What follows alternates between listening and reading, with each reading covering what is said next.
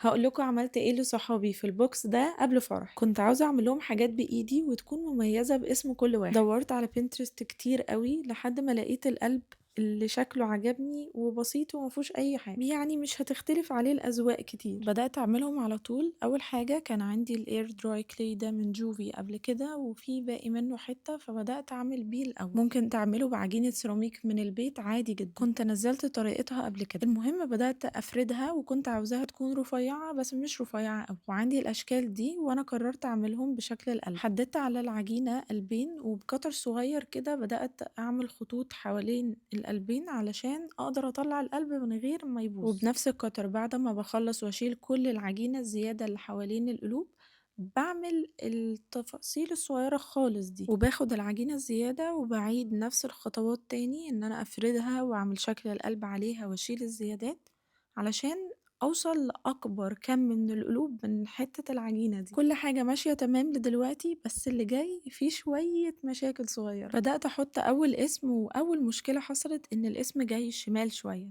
وانا بصراحة ما عدتهاش، اللي هو انا مش هضحك على نفسي هي مش مظبوط، فعدتها تاني بس ما بصيتش فطلعت معكوسة. لا انا تمام ما اتضايقتش عادي، قلت انا هكمل وانا بجرب. المهم انا كملت، واللي خلاني مش متضايقة هي ان هي طلعت مظبوط. ايوه اصل اكيد انا اتضايقت، بس مش اتضايقت لدرجة ان انا ما كملش. لو خدتوا بالكم انا بعمل خرم كده من فوق علشان ده اللي هركب فيه الحلقة اللي هتركب فيها الميدالية. المهم كملت اسم ورا التاني ورا التالت لحد ما وصلت للاسامي الكبيرة، ودي كان شكلها مضايقني ان هي واخدة من اليمين قوي وللشمال قوي، فقلت هكتب الدلع فباظت.